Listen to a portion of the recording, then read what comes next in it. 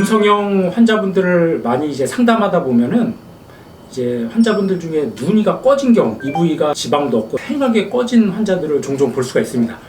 어느 정도 얄쌍한 느낌의 이제 눈매를 선호하는 경우가 많기 때문에 젊었을 때는 뭐 지방을 무조건 많이 제거하는 것을 최고라고 생각해서 환자도 그렇지만 심지어 의사 중에서도 무조건 보이는 지방 다 제거하는 경우도 있는데 그거 좋은 방법이라고는 생각이 안 듭니다. 안녕하세요. 눈성형 중점 진료 성형외과 전문의 박재희 원장입니다.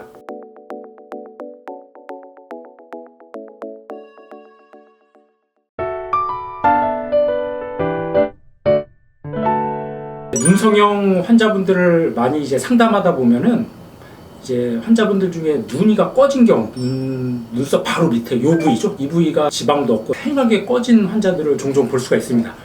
꺼진 눈의 원인은 사실 굉장히 좀 많아요. 뭐 유전적, 선천적으로 집안 뭐 부모님들도 다 여기에 살이 없어갖고 뭐 살이 없으신 분들도 있고 뭐 젊었을 때는 괜찮았는데 나이가 들면서 노화의 현상으로 이제 자꾸만 위에가 꺼지는 경우들이 있어요. 나이가 들면은 점점 위에 중력의 영향이라든지 여러 영향 때문에 위에는 지방이 점점 줄어들고 반대로 밑에는 볼록 튀어나와요. 또 꺼지는 원인 중에 하나가 수술로 인한 것도 있어요.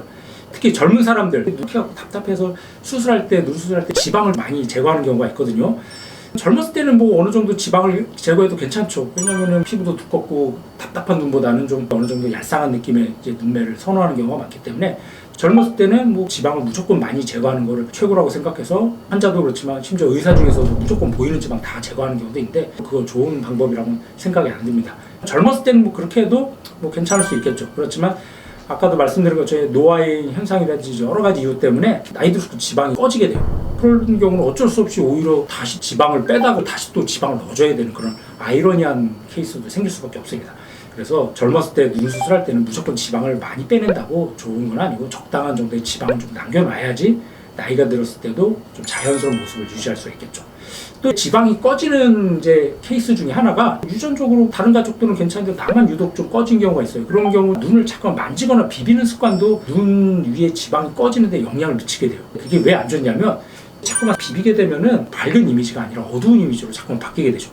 그래서 비비는 습관은 안 좋은 결과를 초래하기 때문에 그런 습관이 있으신 분들은 빨리 하루라도 빨리 교정을 해서 최대한 눈 쪽을 만지지 않게 좀 관리해야 될 것 같습니다. 그래서 각각 케이스를 보고 설명을 드리겠습니다.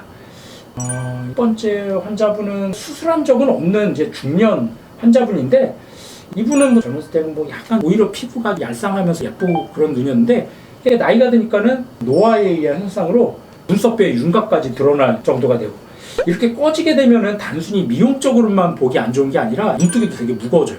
눈을 뜰 때는 여기 적당하게 볼륨이 있어야지 눈뜨는 근육이 뒤로 넘어가면서 잘 떠지게 되는데 여기가 꺼지게 되면 눈을 뜰 때 이게 걸리면서 눈뜨는 근육이 작용을 잘 못하게 돼요. 그래서 보기에도 되게 피곤해 보이지만 실제로 본인도 눈뜨기가 굉장히 무겁고 잘 안 떠진다고 말씀을 하거든요. 그래서 이런 경우는 뭐 지방이라든지 필러를 이용해서 꺼진 부위를 채워줘야 되는 그런 수술도 필요하지만 이제 눈매 교정 등을 같이 병행을 해서 눈 뜨는 것도 수월하게 만들어줘야지 눈 뜨기도 편하고 꺼진 것도 교정이 됩니다. 그래서 이분 같은 경우도 이제 지방 이식도 하면서 절개로 눈매 교정을 통해서 꺼진 부위도 채워주고 눈 뜨는 것도 또렷하게 만들어줬던 케이스입니다. 이분 같은 경우는 이제 젊었을 때 쌍꺼풀을 하셨던 분인데 이제 보면 젊었을 때는 예쁘고 괜찮았다고 그래요. 지금도 보면 이제 오른쪽은 뭐 비교적 괜찮은데 왼쪽이 이제 나이가 들면서 자꾸만 좀 꺼지게 되죠. 눈 뜨는 것도 좀 잠깐 덜 떠지게 되고 쌍꺼풀도 자꾸만 겹쌍꺼풀이 생기게 되고 이런 경우는 절개로 눈매 교정을 살짝 해주면서 필러를 이용해서 좀 같이 위에를 좀 채워줬습니다. 좀 라인도 깔끔하게 정리해주고 졸려버렸던 느낌을 또렷하게 만들어주고 꺼진 것도 같이 해결해서 자연스러우면서도 선명하게 잘 만들어줬던 케이스입니다. 이분 같은 경우는 짝눈이 있으시죠. 이분도 예전에 한번 하셨던 분인데 오른쪽은 계속 괜찮은데 왼쪽이 꺼지면서 쌍꺼풀도 좀 풀려 보이고 쌍꺼풀도 높아지죠.